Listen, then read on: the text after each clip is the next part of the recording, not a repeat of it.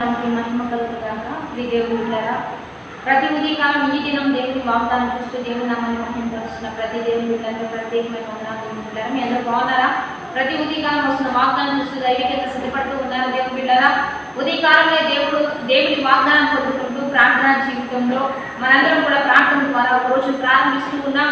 దినమెల్లా కూడా దాన్ని జ్ఞాపకం చేసుకుంటూ దేవుడే సహాయం చేస్తాడని విశ్వాసంతో ముందు కొనసాగుతూ ఉండగా దేవుడు చేసే అద్భుతాలు ఎంతగానో మనం పొందుకుంటూ ఆ విశ్వాసాన్ని బట్టి ముందు కొనసాగుతూ ఉన్నాం. కాబట్టి ఈ దినం కూడా దేవుడు మనతో ఏం మాట్లాడబోతున్నాడు చూద్దాం. పరిశుద్ధ లేఖన గ్రంథంలోంచి అపోస్తలుల కార్యములు 19వ అధ్యాయము 12వ వచనం చదువుకున్న దేవుని బిడ్డలారా. మరియు దేవుడు పౌలు చేత విశేషమైన అద్భుతములు చేయించాను. అతని శరీరంలో తగిన చేతి గుట్లనైనను నడికట్లను రోగుల యొద్దకు తెచ్చినప్పుడు రోగులు వారిని విడిచిన దెయ్యములు కూడా వదిలిపోయాయి. ఇక్కడ దేవుని బిడ్డలారా, దేవుడు చేసిన అద్భుతాలు, ఆశ్చర్య కార్యాలు, ఒక మానవుని భూమి మీద ఎన్నుకొని తన శక్తిని, తన బాహుని చాపించి అనేక ప్రజలకు విడుదలిస్తున్న సందర్భాన్ని ఈరోజు దేవుడు మనకు బయలుపరుస్తూ ఉన్నాడు. ఎందుకంటే దేవుని ప్రజలకు దేవుని సహాయం అందాలి అంటే దేవునికి ప్రజలకు మధ్య మరి అద్భుతంగా మరి ఒక మంచి యథార్థవంతమైన వ్యక్తిని దేవుడు ఏర్పరచుకొని ఎన్నిక చేసుకొని వారి ద్వారా ఒక బలమైన కార్యాలను ఈ భూమి మీద జరిగిస్తూ ఉంటాడు దేవుని బిడ్డలారా.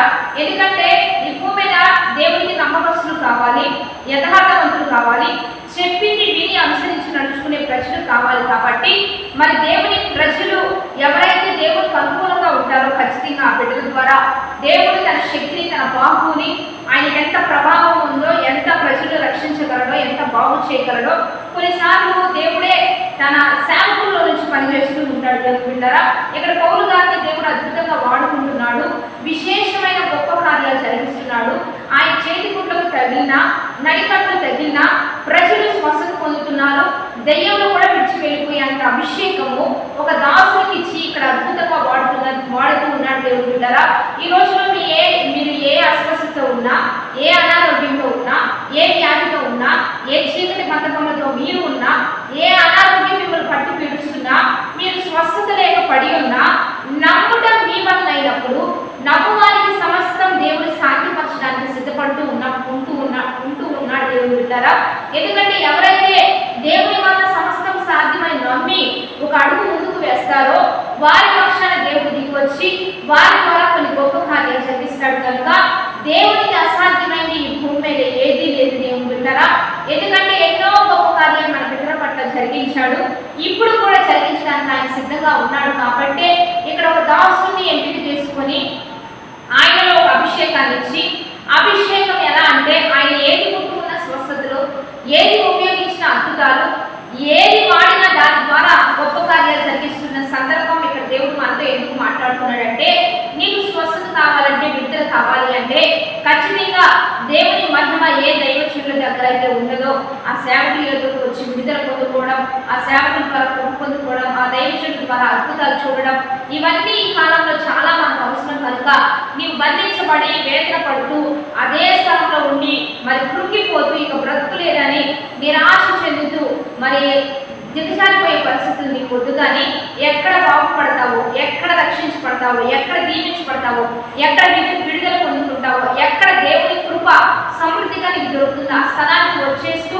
అక్కడ బాగుపడమనే దేవుడు మనకు తెలియజేస్తూ ఉండగా ఇక్కడ దైవజనులను వాడుకున్నట్లే ఈ దినాల్లో కూడా అనేక దైవజనులు దేవుడు ఎంపిక చేసుకొని ఏర్పాటు చేసుకొని వాడుకుంటూ ఉండగా స్వస్థ చిత్తులం అయ్యి దేవుని నామాన్ని మహిమపరచడానికి మనం ఎప్పుడు కూడా సిద్ధపడదాం. కాబట్టి దేవుని ఇచ్చిన వాగ్దానాన్ని బట్టి ప్రార్థన చేద్దాం. పరిశుద్ధ మహోన్నత గొప్ప దేవ, ఈ దినం మీరు ఇచ్చిన బలమైన వాక్కును బట్టి నీకు మహిమ. ఇక్కడ పౌలు గారిని అనేక ప్రజల కొరకు మీరు వాడుకున్నారు, హెచ్చించారు. అతని వలన అనేక స్వస్థతలు జరిగించబడినట్లుగా నేటి దినాల్లో కూడా మీ దాసులకు అనేక వరములు ఇచ్చి అనేక ప్రజలకు విడుదలిస్తూ గొప్ప కార్యాలు జరిగిస్తూ నీ ప్రజలను బాగు చేస్తూ నీ ఘనమైన నామానికి మహిమ తెచ్చుకోమని ప్రభువైన యేసు నామం పేరిట అడిగి వేడుకొని ప్రార్థిస్తూ ఉన్నాము గొప్ప తండ్రి, ఆమేన్. కాబట్టి 40 దిన ఉపవాస ఆరాధన జరుగుతున్నాయి. చివరి దినము ఆదివారం దేవుని బిడ్డలారా 40 ఉపవాస ఆరాధన. మీరు రండి, ఖచ్చితంగా దేవుడు మిమ్మల్ని బాగు చేస్తాడు, మిమ్మల్ని స్వస్థపరుస్తాడు, మిమ్మల్ని ముడతాడు. ఎన్నో అద్భుతాలు ఇక్కడ జరిగించబడి ఉండగా ఉపవాసం వలన విడుదల, ఉపవాసం వలన అద్భుతం, ఉపవాసంలో గొప్ప కార్యాలు.